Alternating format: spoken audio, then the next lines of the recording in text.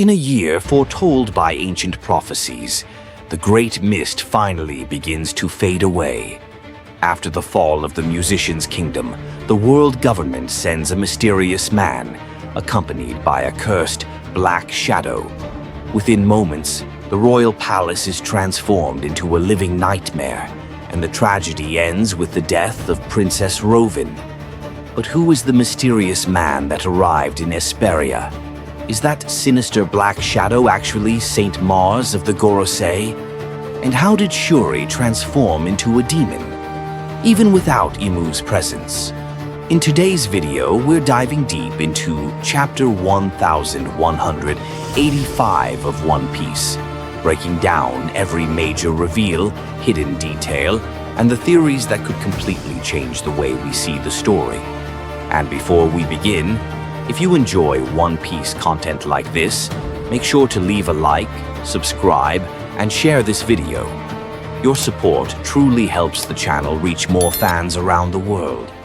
Now then, let's begin. Chapter begins with Rovin asking Candelle to take Brook under her wing and teach him proper manners, etiquette, and the language. Candelle happily agrees to his request, and the little heart symbol in her dialogue makes it pretty obvious. She has feelings for him. As the two walk through the royal palace courtyard, Brook is carrying a sword that's actually taller than he is. Along the way, he starts commenting on every woman he sees. This one's beautiful, and she's beautiful too. But when he gets to the third woman, he casually says, "Let's skip this one." Then he looks at the fourth and immediately calls her beautiful as well. The reason? Well, the third woman was overweight, and apparently, in Brook's eyes, beauty and being overweight don't go together. Even so, he wraps it all up by saying that Candelle is more beautiful than all of them combined. Candelle quickly corrects him. "From now on, call me Lady Candelle. You're my servant now. Have you forgotten already?" A moment later, Brook walks up to one of the ladies and makes his usual request, "May I see your panties?" Of course, he says it in the most awkward and impolite way possible. Not that there's really a polite way to ask something like that. But he doesn't even bother adding a simple, "please." In the following scene, Candelle dresses Brook in the school's official uniform, preparing him for his new life as a student. One interesting detail is the number 9 printed on his outfit. I believe this is a subtle reference to Brook being this 9th member to join the Straw Hat Pirates, based on the crew's joining order. In other words, Brook wishes he could wear the combat battalion uniform instead of the standard school outfit, or, more specifically, the uniform worn by the music students. Meanwhile, two men can't help but envy Brook for becoming Lady Candelle's personal servant and getting to stay so close to her. As Brook trains with Candelle in swordsmanship, he suddenly asks if there's a man she has feelings for. She answers honestly, "Yes, there is, but he's someone far above my league. Someone I could never hope to reach." Brook immediately responds, "If you wore more feminine clothes, I'm sure he'd fall for you." It's pretty clear what he means. He's suggesting she should wear more revealing outfits to attract his attention. However, Candelle immediately rejects the idea. "I don't care about any of that. All I want is to stay by his side." The moment Brook hears the words, "by his side," he gets excited. "Wait, Lady Candelle, don't tell me? You mean me?" Oh, Candelle instantly shuts him down. "Of course not, you idiot." Interestingly enough, Candelle might be one of the very few beautiful female characters in One Piece who consistently wears modest clothing. Normally, Oda rarely lets an attractive female character go without giving her a more revealing design. Maybe it's simply because she's wearing the combat battalion uniform, or maybe there's another reason. Honestly, I'm not sure. At this point, though, Oda continues to portray Brook as the group's shameless pervert. Once again, his biggest concern is women's underwear. He even asks Candelle whether her underwear is designed for men or women, then has the nerve to ask her to show it to him so he can confirm for himself. Candelle, clearly unimpressed, simply replies, "If you're going to ask something like that, at least learn to ask politely." Brooke politely asks if she could show him her outer clothes instead. Needless to say, Candelle immediately punches him and refuses. What she actually meant wasn't that specific request. She was talking about the way he speaks in general. His words lack basic manners and respect. Then she tells him something that ends up staying with him forever. A person's true strength is directly proportional to their manners and the respect they show others. And honestly, she's right. Even in the present day, Brooke is known for speaking with elegance and courtesy. No matter who he's talking to, his tone is polite and refined. Ironically, the only time that politeness disappears is when he asks that ridiculous question about women's underwear. That said, Candelle's statement isn't universally true. It mainly applies to people from noble or high-class backgrounds, where good manners are seen as a sign of confidence, self-control, and inner strength. Take Thorfinn, for example. When he was emotionally broken, he was aggressive, reckless, and incredibly rude. But after finding peace within himself and becoming truly strong, he also became calm, respectful, and remarkably polite. On the other hand, plenty of powerful characters don't fit that description at all. As an example, Monkey D. Luffy, Zoro, and Kaido. They're among the strongest in the series, yet none of them are particularly well-mannered. Zoro, for instance, would probably smack a child if they woke him up from a nap, and he's constantly threatening to cut down anything that gets on his nerves. Now, back to the present. Brooke tells Shuri that Candelle was once the shining light of the entire kingdom, the very sun that gave hope to its people. But then, everything changed.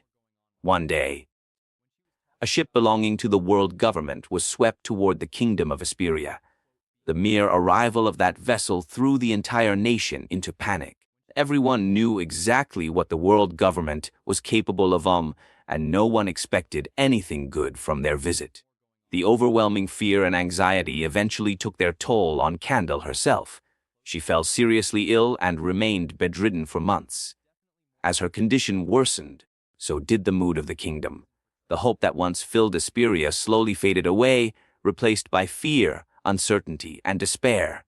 Brooke compares what happened to the kingdom to the sun disappearing from the sky. Since Candelle was considered the kingdom's sun, her illness made it feel as if all the light had vanished from Esperia. Fortunately, things eventually took a turn for the better. Prince Rovin ascended to the throne and became king. Not long after, he married Candelle, who had fully recovered from her illness. With that, happiness returned to the kingdom once again, and Esperia was filled with joy as if a dark chapter had finally come to an end. There is one detail here that I honestly don't understand. Are we really supposed to believe that Candelle spent months bedridden simply because a world government ship arrived in the kingdom? Why would she, of all people, be affected to that extent? If anyone had more reason to worry, it should have been the king, or even Prince Rovin at the time, since they were the ones carrying the responsibility of protecting the entire nation. Yet the story focuses only on Candelle becoming so overwhelmed by fear that she falls seriously ill. That part feels a bit strange to me. Moving on, Brooke tells Shuri that after everything happened, she was finally born. He says that the entire kingdom adored her, not only because she was the princess, but because her beauty reminded everyone of her mother. Brooke then explains that this is exactly why King Rovin and Queen Candelle means so much to him. They're precious people in his life, and he'd gladly sacrifice himself to protect them. Hearing that immediately makes Shuri jealous. So you'd give your life for my father and mother. But what about me? If something happened to me, what would you do? Brooke smiles and answers without hesitation. I'd give my life for you too. But Shuri isn't convinced. Laya? You'd only do that because I'm their daughter. It's actually a pretty wholesome little moment. Shuri's childish jealousy and constant teasing make the interaction surprisingly adorable. Eventually, Brooke quiets her down by handing her a lollipop. Later, we see the king and queen watching Brooke and Shuri together from a distance. Rovin comments that his daughter still behaves like a little child, even though she's already grown into a young woman. In the next scene, Shuri accidentally cuts her finger during sword practice. The moment Brook notices, he immediately rushes over with a first aid kit. What's interesting is that, in the background, there are lyrics being spoken alongside the panels, almost like a musical sequence. That strongly suggests that when this chapter gets adapted into the anime, this entire scene will probably be accompanied by a song, with Brook himself singing in the background. Brook quiets her down by handing her a lollipop. Later, we see the king and queen watching Brook and Shuri together from a distance. Rovin comments that his daughter still behaves like a little child, even though she's already grown into a young woman. In the next scene, Shuri accidentally cuts her finger during sword practice. The moment Brook notices, he immediately rushes over with a first aid kit. What's interesting is that, in the background, there are lyrics being spoken alongside the panels, almost like a musical sequence. That strongly suggests that when this chapter gets adapted into the anime, this entire scene will probably be accompanied by a song, with Brook himself singing in the background. As these memories unfold, we're shown a beautiful montage of Brook and Shuri's life together. We see Brook holding an umbrella over her whenever it rains, watching her grow a little taller year after year, and, of course, walking up to every beautiful woman he comes across just to ask his infamous, ridiculous question. There are also scenes of Shuri playfully chasing after him, the two fishing together, Shuri getting adorably jealous whenever a nurse gets too close to Brook, and even Candelle cooking meals alongside him as if they were one big family. One touching scene even shows Shuri falling asleep on Brook's bed, while he sits nearby eating. Judging by the bandages, it seems Brook had been injured in a previous battle or some kind of accident. A small detail worth mentioning: Brook's song is written in the Kamagata dialect, a traditional Japanese dialect historically associated with the Kansai region, particularly Kyoto, Osaka, and the surrounding areas. During Japan's Edo period, Kamagata was considered the cultural heart of the country, famous for its theater, poetry, and traditional arts. Anyway, life in Esperia couldn't have been happier. Shuri clearly adored Brook. In fact, it's obvious that she had fallen deeply in love with him. To her, Brook wasn't just someone she admired. He was the most important person in her entire world.